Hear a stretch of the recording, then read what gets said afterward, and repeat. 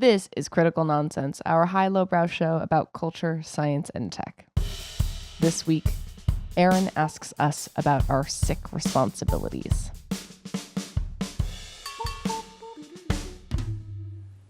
Achoo! Better, faster, stronger, something. I'm a robot. This is what a Joey sounds like. HIJKLMNO Aaron. That's what an Aaron sounds like. And this is what an executive producer and linguist, Jessica Vander, sounds like. Hi, this is Jess. Yeah, Jess Barry White. Hey, Jess Vander White. It's awesome. It's awesome. Yep. We love you, but I'm addressing it right out of the gate that our Jess Vander is in a battle of the ages with the influenza virus. That's the virus getting pummeled by Jess. That's it. And careful, Miss Frizzle is on a bus inside her body as well, examining the goings on. Miss Frizzle. Yeah, Who's got the IP?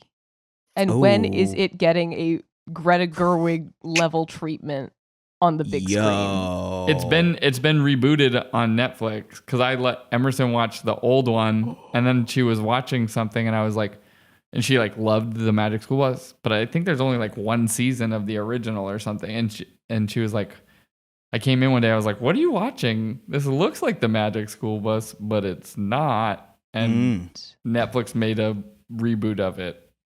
I am looking forward to Googling it, being disappointed that Little Richard isn't doing the theme song, and then watching the Little Richard theme song and being happy again. I think that'll be a good 5-minute loop for me. Okay, interesting trivia fact. What is Miss Frizzle's first name? Oh, that's good. I have no clue. Felicia. LMNOP. Damn. I feel like it would be like alliterative for some reason because a kid show, but I have no idea. It's Valerie. Miss Valerie Frizzle. Makes sense to me. I don't know why. Valerie. Yes. Oh, it's her hair. It's her hair and Amy Winehouse's hair. That's why it makes sense to me. Yeah. Mark Ronson, good job. Well, he stitches it all together. Now that we've gotten here, we've rode the school bus into the show. Aaron, you came to us with a ponderance, a conundrum, a quizzicality. That's not a word. Maybe it is. I don't know. I think it's. We said a word that doesn't or might exist or be archaic on our podcast. That's crazy. We don't do that. Never. No, I'm pretty sure it's a word. That's true. It is. And actually, to double down on things that are things and things that come from other people that are not me, I actually give this preponderance of ponderances to Jess because, not to make too much of a stink of it, but, it sounds like all of New York City has something in their system. They got a cough, they got a cold, they got a flu, the plague, RSV. Everybody is just knocked out. I think Jess even mentioned that the Google search terms for chicken noodle soup are at like an all-time high in New York City right now. Correct. Outrageous. And it inspired me, honestly, to and us to reflect a little bit about what it's like being sick when you like have responsibilities. Like, you've got partners, you've got kids, you've got a job, you've got all these things that like don't stop. And it's like, maybe this is also reflecting too much in the context of the pre-question, but like, a lot of sick was just a hangover back in the 20s where it's like, oh, I feel bad, but like, I didn't get a cold. I didn't get a cold until I was like 35. I'm a weirdo. And so, really, my question to y'all is, what's the best way to get sick as an adult? Don't. True. Mask and stuff. Yeah. But hey, when you get it, let's just say you get it. Let's just say it. Also, I am really glad you asked this question because I did have the genuine thought as I lay catatonic this last week. I was thinking to myself, for all the times that I got sick when I was younger, I don't remember my mother ever being sick. Yes. And then I think to myself, like, wait, that's insane. Of course, I gave her everything I had. So Yes. what? That is crazy. I mean, the whole thing about me not getting sick until I was 35, that's because I was sick from like birth until, I don't know, 13. I was just constantly allergic to everything and sick as a dog and chickenpox and all that kind of stuff. But like my dad, like my mom still talks about it. They've been divorced for 20 years and she's still like, your dad never took a day off of work ever. Not once. Like never. And she doesn't say it necessarily as like look at him, he's really virtuous. They're divorced, and I think you can start to piece together why. But I do think that there's Let's dig into this. Yeah, did we wander into Esther Perel's podcast? But no, that like thing that you as an adult learn that. You either learn that you just have to keep going because it does, like, the other things don't stop. Like, when you, like, if you are in something alone, other things don't stop. And I feel like it encourages really bad, like, not ideal behaviors. Like, people coming into the office when they're sick because they think that they have to, like, that's just what you do. You just are sick and you don't rest and you don't heal your body. But also there is a practicality of like, especially when it comes to like parenthood, like, yeah, the kid still has to go to school. Like the kid still, God forbid, depending on how old they are, like the kid still is going to poop in their diaper. Like the kid is still going to do all the things. It doesn't give a shit if you've got a cold. It doesn't give a shit if you are knocked out flat. Like it might actually give a shit while you have a cold. That is true. That is true. They literally they give many shits, as a matter of fact. You're right. You're right. But I say all this not having children. Yeah. Sick I mean, I'm like very conflicted in this, like acknowledge, like as sort of like a people manager. I'm like, if you're sick, like take care of yourself, like stay home, do all of those things, like try to encourage like those behaviors. And then I'm also like I was thinking about it the other day because Becky, my wife, had been so sick that I was like, oh man, like if I get this, like I'm going to be equally laid out. Like, and I was like, how many, I think I've taken in 15 years of the company, like 2 sick days, maybe. And some of that is just like the luck of the draw of not being ill, or like occasionally having been like ill on the weekend, and it doesn't impact work. But like growing up, what for me is like, you're sick unless you're like you have 103 fever. It's like go to school, like that's what you do. Like no one's gonna be able. I still have to go to work, like whatever. And my parents never. I mean, occasionally they were sick, but it was also just like tough it out. And I. In my mind, I'm like, is there merit in like stealing yourself as a human? Like, I don't know. I don't like proselytize around that behavior, but I'm like, is there something in that? Like to your dad never having taken like a sick day is that a thing to admire or no? Like I truly am like, I have no idea.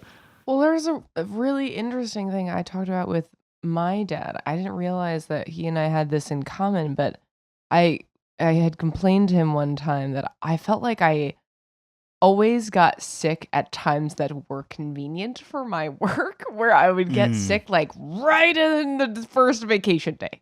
And then I would be down for the first 4 days of my vacation. Like honestly, like this weekend, last Friday, I fell ill through the long holiday weekend. I was like, well, that is in some ways very convenient for my job. and then it just happened to linger even longer.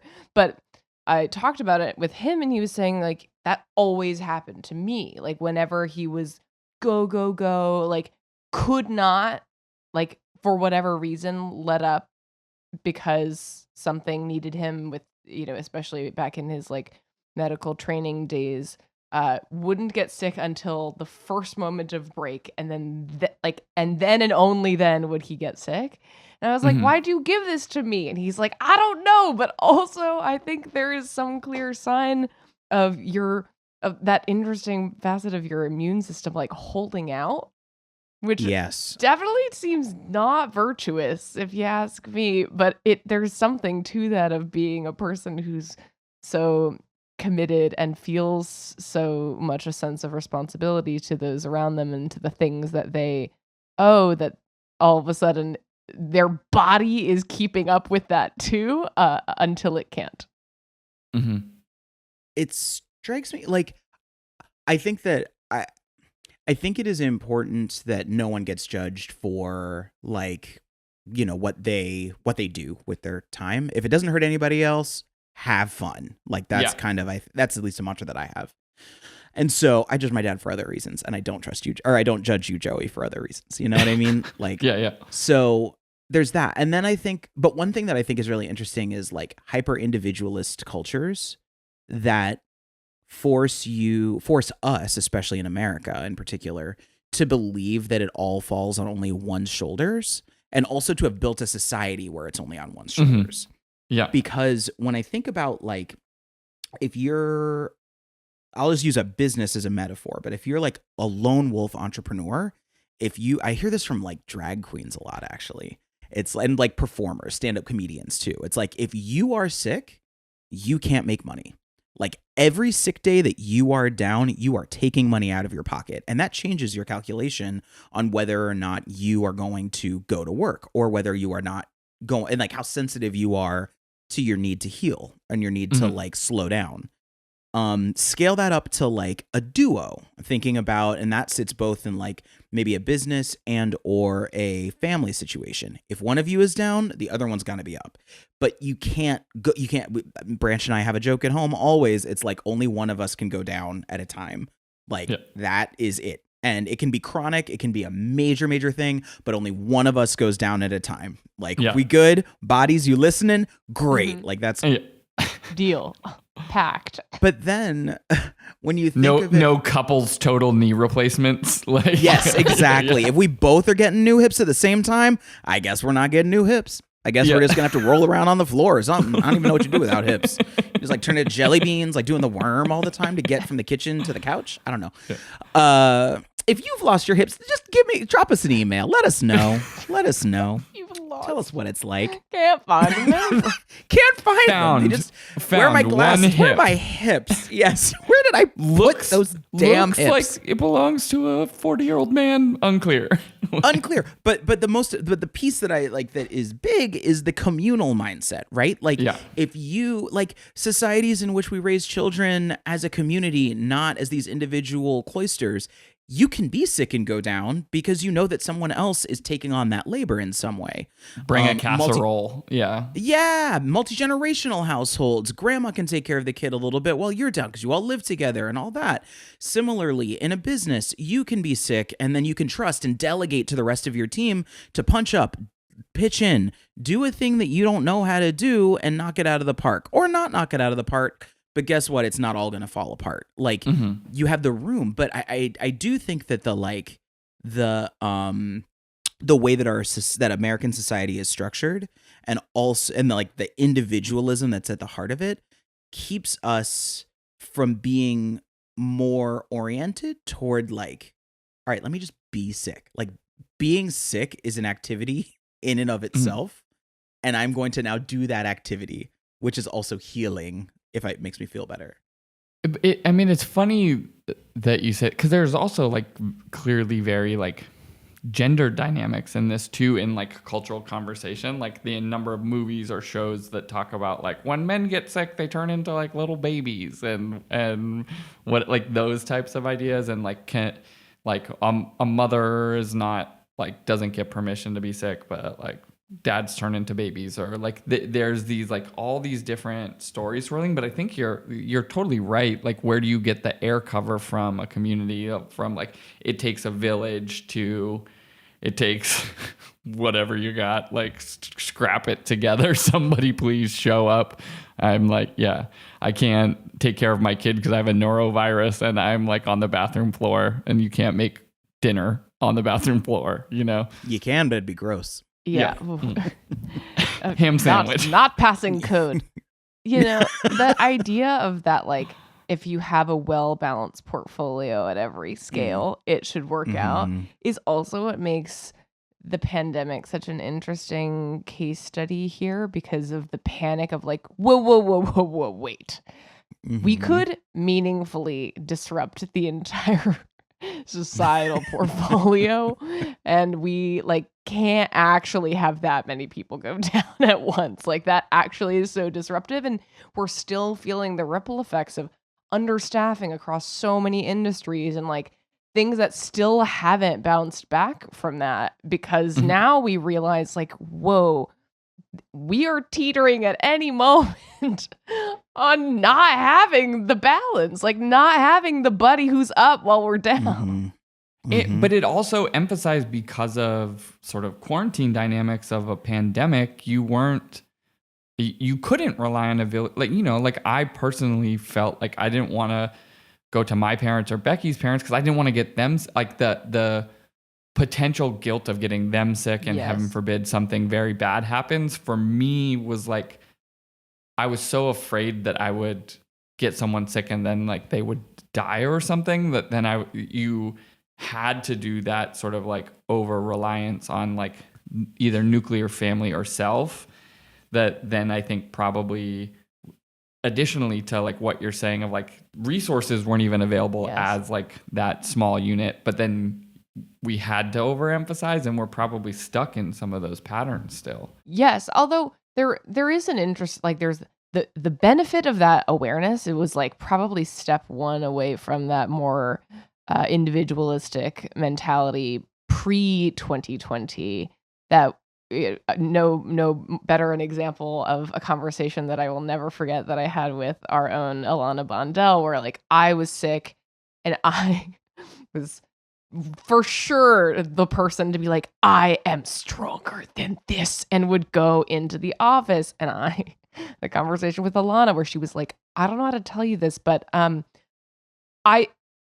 don't want you here. Like, it's not about you. It's like, I don't want to get sick. And I was like, oh my God, is it insane to admit I had never thought of that before? And so the awakening, right, that of the awareness that we could get other people sick is that sounds insane, but like to really take that and make it feel like something that you have control over was, I think, a really meaningful turning point. The question is now that, in a more recalibrated society, so long as we at least have vaccines for now, what do you then need to do in that smaller pod, say, of people who you cannot escape? Like, what is your responsibility to, okay, maybe that immediate nucleus that you live with? Like, are you now obligated to isolate in your own home? Like, is that even possible? All these different types of new questions follow suit past that sort of first stage of awareness, right? Well, it's so interesting too, just like to think about masking a little bit in that context, when it's like, when different advice would come out about like, oh, you can, if someone gets sick, isolate them in a room by themselves, and you wear a mask and don't go in the room, and like slip food under the door, like isolate. And I think that like one of the weird dynamics that's going on with the LA wildfires is that the air and water situation is very unclear right now. And so a lot of people are choosing to mask up when they go outside because there hasn't been a big rain yet. And that's like kind of the thing that a lot of people are looking for, at least as like a step forward in dragging a lot of the cleansing minerals and getting that stuff like toward earth and like off of trees and all sorts of stuff. But like the dynamic with COVID was in some ways was rooted first and foremost in like the idea of, oh, I like my actions and my honesty about those actions have a direct impact on the people around me. If I don't mask up, it's not just about me getting sick. It's that if I'm sick and I don't wear a mask, I can get tons of other people sick. And like really like turning that orientation inward makes me think that, like, to your point, Jess, I don't think that that's crazy at all. I don't think that and I think that even since COVID, we haven't maintained this idea that like we are walking vectors ourselves. Like community health is a big real thing. It's like we kind of backslid back into a little, like we've definitely retreated from it as the threat of COVID is rescinded, but like, or retreated. But like my health, my health is my business, is my body, as opposed to like my health impacts other people. So anyway, when it comes to the wildfires, like the like that notion of shame and like weirdness that comes with wearing a mask, it's like there. It's very much there. And you hear stories about people like breaking out the masks to put on their kids, and their kids have trauma from remembering wearing masks during COVID. And they're like, why am I putting on a mask again? Like, am I not allowed to see my friends ever again? Like, what's going on? Like, there's so much that's baked into that has nothing to do with the idea of like protecting those around you. And like, I'm kind of drawing this a little bit closer back to the question, but I do think that one way in which to be sick as an adult is to like maintain or at least stay mindful of that orientation toward others. Like how does your health impact the community, be it their health or, to your point too, Jess, the economy? And like we can think about insurance markets. We can think about just our ability globally to maintain certain industries when they go down because we have lots of people that are sick. And then also like who's being forced or being classified as a quote unquote essential worker just to make quote unquote non-essential workers feel less guilty about what we're doing. All of that is an interesting dynamic to add in that is a different valence to the responsibilities that we have toward other people when we are sick as adults that isn't necessarily individually rooted, that is rooted in community and groups. I mean, it brings up a lot of the dynamics too that come in many of sort of the societal level conversations of like, where is individual responsibility versus systemic or societal responsibility, right? And because of the reasons you were talking about earlier of like being an individualistically oriented society, we tend to go back to that. But the truth is like, even what you're saying about COVID, there was a lot of overgeneralization of behaviors into non like global pandemic time to like rhinoviruses and things like you're just not going to be able to avoid getting rhinoviruses with like a reasonable investment of your time and sanity and things like that. And like those things just happen. Like, yes, take care of yourself, but like we can't, there's like about 100 rhinoviruses. You will get most of them in your lifetime, varying degrees of sickness. But like that dynamic of like, where is the threshold in the conversation of like, if I have like a cold, I don't want to give it to anybody, but like, when am I contagious? And like, can I identify, like it starts to put this responsibility back on individuals in a way that I think makes us like a little neurotic around health. And I don't know, I like don't actually know where, like if you have like a little cold or you have the sniffles, like it's probably fine to operate if you feel fine. But like that guilt I was talking about with COVID, like if we extend that to like any minor ailment, like all of a sudden you're just like thinking all the time, am I a disease vector for every, and the answer is like, yeah, 100% you are. And it's fine. That's like part of life. But like what, you know, where you were at, Jess, in like deep flu, like, yeah, stay away. But like if your nose is runny, like where is this is just part of being a mammal versus where is it like take action, but don't stress yourself over like everything. And yeah, it's blurry, it's right? Like, right. It's an ethical dilemma. It's an actual ethical dilemma of So where do I just get to decide for my own comfort level this thing that affects other people? Um, and it's interesting. I have people in my life who even in the medical field who are actually maybe because of that who are completely unperturbed. They're like, oh, it's fine. Like, yeah, maybe because they'd seen and done a lot. They actually are less likely to be so concerned about their own contracting illness or giving to other people versus a friend who works in public health who is extremely cautious and always wears a mask in social settings. And I think like you again, because it's an ethical dilemma, you have to make a decision that feels comfortable for you, and also you might suffer whatever social impacts or blowback come back to you, which is really tricky but inevitable, right? Like it's going to happen that other people with their own decisions might have thoughts. Mm-hmm. And for better or worse, too, those people are making those ethical decisions based on secondhand knowledge always. And I think we can't, I feel remiss in having a conversation about like being sick off of things that you can't see with your own eyes without discussing like the very weird relationship that we seem to be having with like data and the truth, you know, and like facts.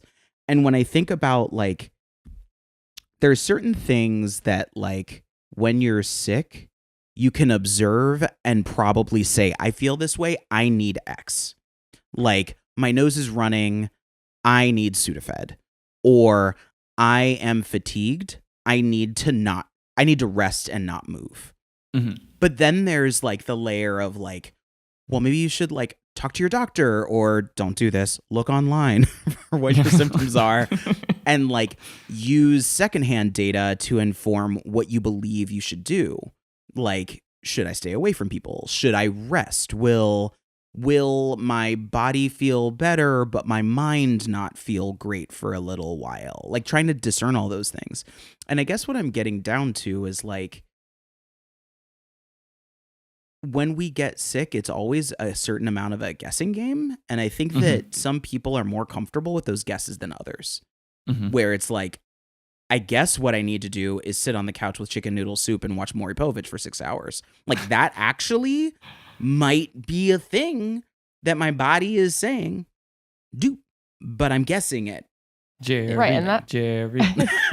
and from if that is from sort of a how to get well standpoint, there's that. But then there's also this point about your responsibilities that are less about what perhaps is less about what is ethically a good or bad thing to do, but more just a sense of duty of what you must do. And I think if there's anything that I have at least even taken away from this last week is like, if you have the ability to not, you should do that, because that is generally a way to feel better. Even, I don't know, like you can't guarantee a speedy recovery or whatever it is that you're going through.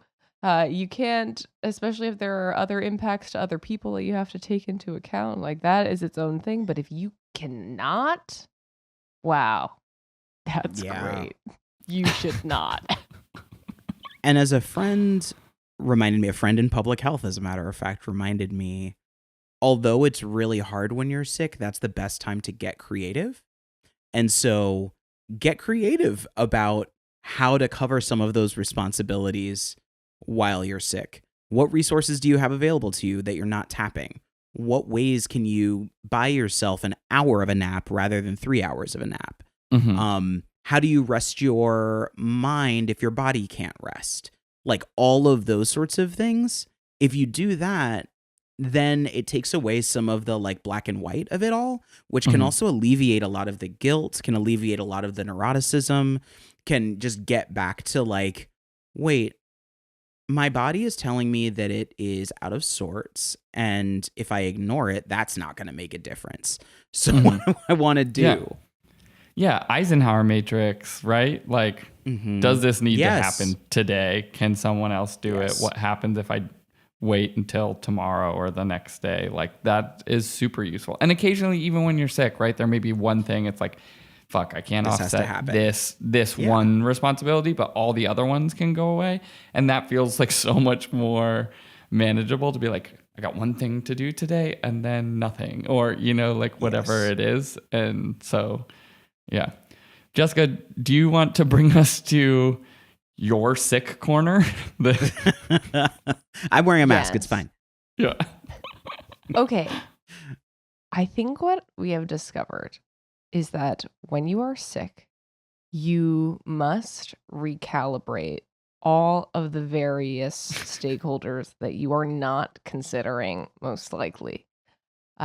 Beyond just you, there are all the other altitudes, echelons of system and network that you exist within that you must consider. That's the people you pass on your commute. Those are the people that you work with. Those are the people in your house.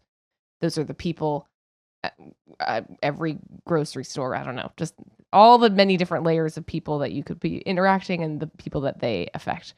There's also, you know, you present day versus you future. Future you has a stake in this. There's people that depend on you and need you, but there's also your sickness knocking. So did that add up to anything? I'm not answering the door. This is a sick brain talking, so who's to say? But it's worth remembering that when you're sick, you have a responsibility to yourself and others and take care. And this was harder than I thought. Oh, it was a Luden's cough drop corner. That's the type of wrap that was wrapped around that one. And that's okay. We're here it's for waxy it. Paper. It's waxy Very paper. waxy. Oh, yeah. Oh, man. Oh, yeah. Gems are from Germany. Thank you, Jess. No, I am wrapped in that shawl. I feel cozy. I've got a thermometer underneath my tongue right now and a heat pack on my head like a 1930s cartoon character. So thank you. One of those like rubber bags that are filled with hot water. Yes. And I'm just like, it's perfect. Hot water bottle.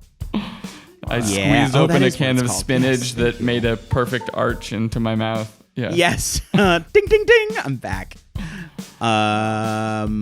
You did it, Jess. You did it. Oh, well, no, not yet, but wish me luck. And wish me luck, recovery. Bounce back. Critical Nonsense is a Sylvain production. Brought to you by the best spinach in the world, because I can't remember what Popeye sounds like. As always, we'd like to thank our executive Is Popeye producer. a pirate? Wait. Is Popeye a pirate? No, Bluto's a pirate, he's a sailor. right? He's a sailor. Bluto's a pirate. Thank you. Okay. Yeah, I messed that really badly. I'm sorry. Please proceed. As always, we'd like to thank our executive producer and neutrophil, Jess Vander. Oh, and if we could also get the Pro-Fi FIFO FUM sound engineering skills, yum, of Alex Contel. Thank you, sir. We'd like to thank our programming coordinator and killer T-cell, Les Jacobs. And may the metabolism of this podcast in the form of Nora Mestridge, Zara Gilbert, Christy Jensen, and Amy Waters just continue to make us move all the time. You're the marrow of our bones. As always, thanks, Elaine. Thank you, and sorry. Yeah. Special thanks to Bone Marrow. Yeah, hey, it does a lot of good stuff. Doing things for us.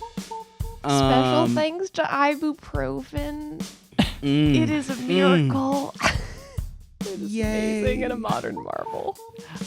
I saw something the other day that was like doctors being like, just take your fever. just take it, ride through it. And I was like, but I don't want to. Like, why? They're like, no, just let it burn off. Like, if you're not, 104 degrees, like, ride it out. And I was like, is that true? I'm going to say I need a second opinion. Isn't there? Yeah, yes. Isn't there inconclusive? Well, let's get back to that. We're not doctors. We don't know anything. That's true. That's not no medical advice. Do not take our medical or legal advice from this podcast or financial advice from this podcast. Just in general. I don't know. That is true. Don't listen to us about anything.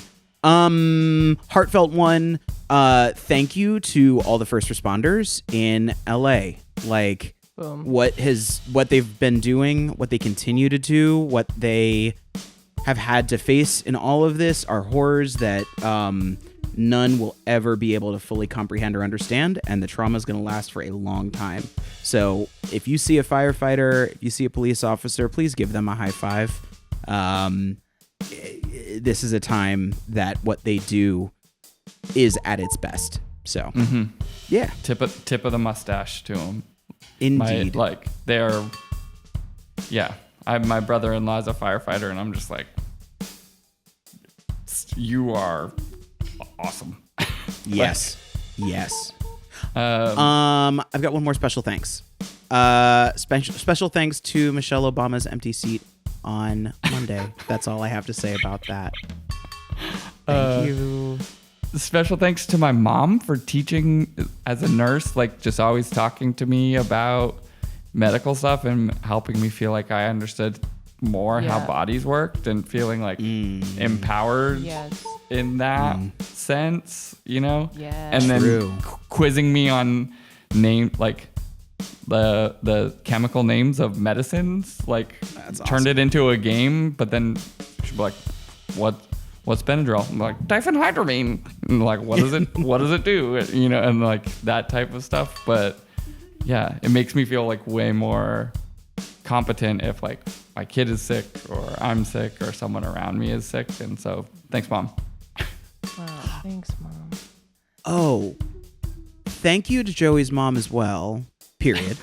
And thank you to the entire Japanese pharmacy system plus Google, because Branch got sick while we were in Tokyo and we had to find medicine and we had to figure out where to get medicine, what type of medicine to get, and to do all of that through language barriers. And we used Google Translate a lot and got him some medicine. And now he's right as rain. So appreciate that. That was really cool.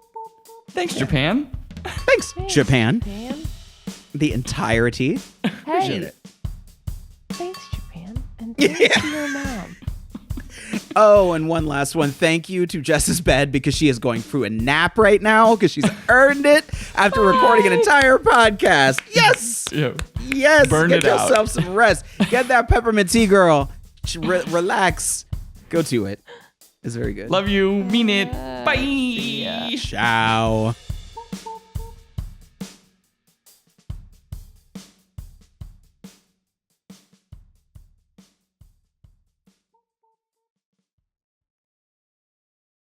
Pinocchio Records Podcasts. I will know exactly which one that is. That's good. That's good.